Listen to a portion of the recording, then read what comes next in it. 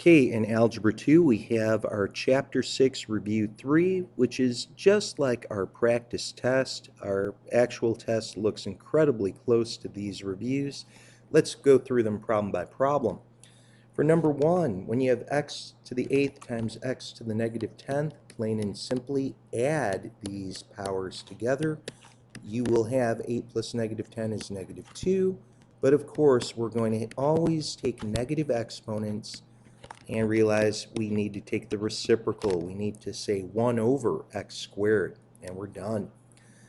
For number 2, always do what's inside parentheses first. So I see x to the negative 2 and x to the 7th. Just like we did before, we can add negative 2 plus 7. Negative 2 plus 7 will actually get us 5. Now, our negative 2 can be applied to both terms inside of the parentheses. We'll have 5 to the negative 2, but remember, powers to powers get multiplied together. 5 times negative 2 becomes negative 10. And you're going to notice you have two terms now that have negative exponents. This becomes 1 over 5 to the 2nd, x to the 10th, and of course 5 to the 2nd is really 25. Your final answer will be the fraction 1 over 25 x to the 10th. For number 3, 9 all over 6, you could reduce. And if reducing fractions have been an issue, again, you can very well let the calculator come to your rescue. 9 over 6 with just a push of a button here, you get a simplified form of 3 halves. But this division property, when you have x squared all over x to the negative 2, we can subtract our exponents very quickly. We would have x to the 2 minus negative 2. Similarly, we'll have y to the 6 minus negative 1.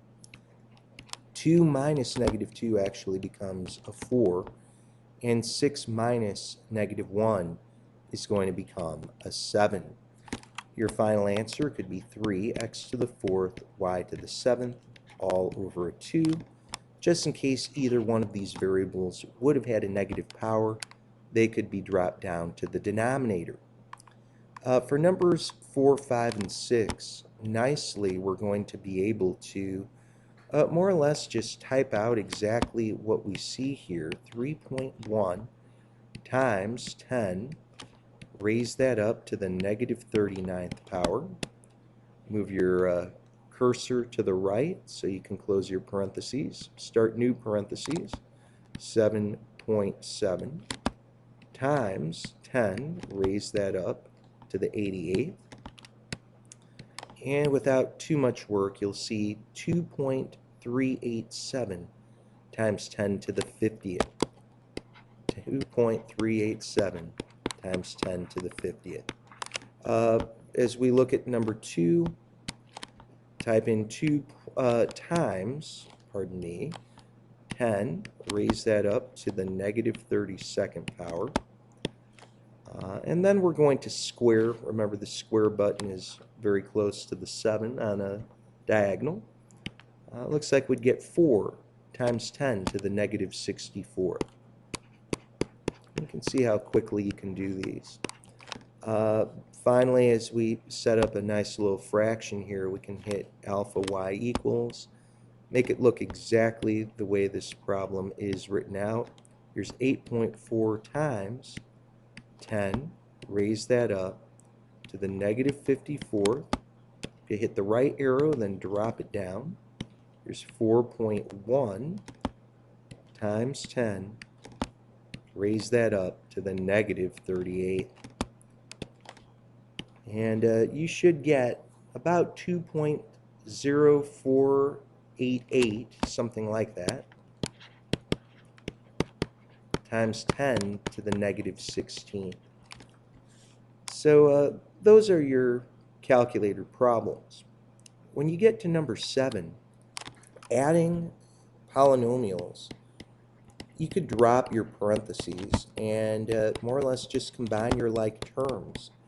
And this hopefully can go by pretty quickly for you.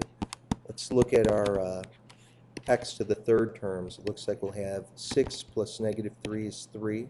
So that's 3x to the third. Negative x squared plus 5x squared will get you 4x squared. A 3x and an 8x will add up to an 11x. Then we'll have minus 6. So you can see that can go by pretty quickly. Subtraction is always a little bit trickier because you have to distribute that negative. You can drop your first parentheses, but remember that negative 1, if you would, is going to get multiplied to everything in that second parentheses. That's plus a 2x cubed minus 9x squared plus an x and then minus a 1. Combining like terms, well, we only have one x cubed term, that's the 4x cubed. A negative x squared and a negative 9x squared add to negative 10x squared. Ooh, forgive me, you know what? I just made a terrible mistake. 4x cubed plus 2x cubed, forgive me, that should be a 6x cubed. That's why it's so good to, make markings as you're combining your like terms. If you ever forgot one, like I just did, you'd eventually notice that you omitted it. When you're looking at this x term, there's only one x term to work with here. Finally, you have a 5 and a negative 1 that would just add to a 4. And you can see every term has either a double check mark, a check mark, or underlining. Just a nice way to organize everything. That way, should you ever forget something, you'll be able to know it. Okay, so moving on to number 9. Honestly, I like to move the x minus 2, the binomial, the term with just the parentheses with 2 terms out in front. You don't have to do that, but this is really just a lot of distributing. X times x squared is x to the third. X times a 7x is a 7x squared. X times negative 3 is a negative 3x.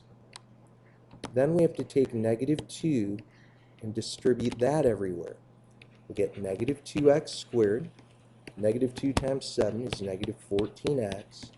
And negative 2 times negative 3 is a plus 6. So I'll have x to the third, that's the only term I have here. 7x squared and a minus 2x squared add to a 5x squared. A minus 3x and a minus 14x add to negative 17x. You can see there's only one constant, that's your plus 6. So we'll have x to the third plus 5x squared minus 17x plus 6. For number 10, well, same thing, just start distributing. 4x times 4x is 16x squared. 4x times negative 1 is negative 4x. 1 times a 4x is a plus 4x. 1 times negative 1 is negative 1. Your like terms, the 4x and the negative 4x cancel out. Here's your 16x squared minus 1. And that should look familiar with all the factoring we've been doing just as well. Okay, so at this point, as we continue on to number 11, different ways you can go through this. You could, if you wanted to, just multiply the last two together. We've been doing that a lot. X times x is x squared. There's x times 1 is a 1x. There's a negative 3x. Negative 3 times 1 is a negative 3. I'll tell you what, how about we combine our like terms now. 1x minus 3x is a negative 2x. And right now this becomes like number 9. I'm going to treat this exactly like number 9. I'll multiply x everywhere. We'll have x times x squared is x cubed. X times negative 2x is negative 2x squared. X times minus 3 is a minus 3x. Then I'll take my 3 and I'll distribute that everywhere. I'll get plus 3x squared minus a 6x and then minus a 9. You can see we'd have x to the third. Just combining your like terms, 3x squared minus 2x squared is a 1x squared. I'm just going to write plus x squared with an understood 1 in front. minus 3x and a minus 9x would add to a minus 9x, negative 3x and minus 6x combined to negative 9. And I have a constant of negative 9 at the end. Well, number 12. Do we have a polynomial? No. The problem is x is an exponent here. If x is ever raised up as a power, you don't have a polynomial. Number 13. No.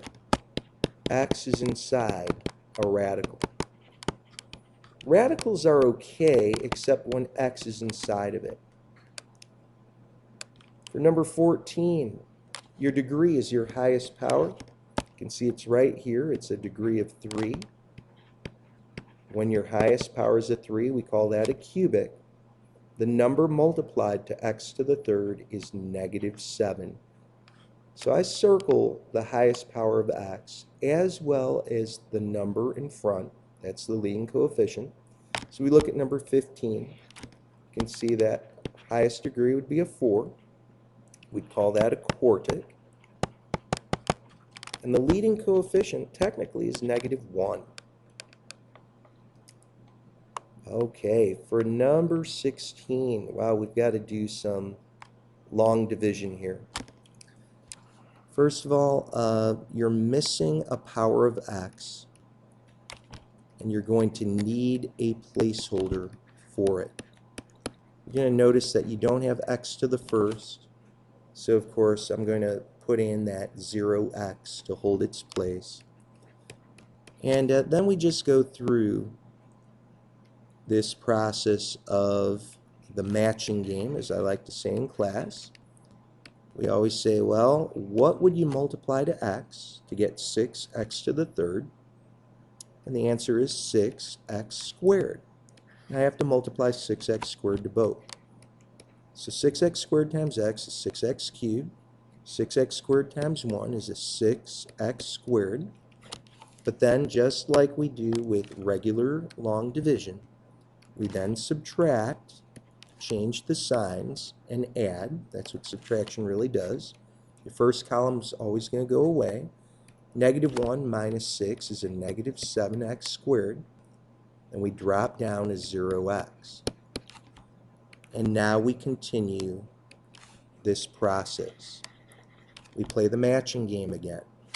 We'd say, what do I multiply to x to get negative 7x squared? The answer is negative 7x. Negative 7x gets multiplied to both of these. So we get negative 7x squared minus a 7x. And once again, you change your signs. You can see I'm changing that to the color red so you can see it. First column cancels out. 0x plus 7x is 7x. Bring down your last term. Thank goodness this is your last cycle through. And we can say more or less what gets multiplied to x to get 7x. The answer would be a 7. Multiplied to both, you'll get 7x plus 7. And wonderfully, as you change these signs, you get everything to cancel out. In other words, there is no remainder, and you are done. Okay, number 17. As we continue looking here, first thing you should always ask is there a greatest common factor that I could divide out? Well, a 3 goes into 9 and 12 as well as itself. And I can also take away an x, divide out an x. That will leave me with x to the 4th. 9 divided by 3 is a 3. If I took one of the x's away, I'll have x squared. Negative 12 divided by 3 is negative 4. So now I'm going to find a way to add to a 3, but multiply to negative 4. And obviously, as I try to factor this out, we'll have x squared and x squared. If you think about it, the way that can happen, multiplying to 4, 2 and 2 is one option, but a 2 and a 2 can't add up to a 3. Try a 4 and a 1. Make your 4 a positive, make your 1 a negative.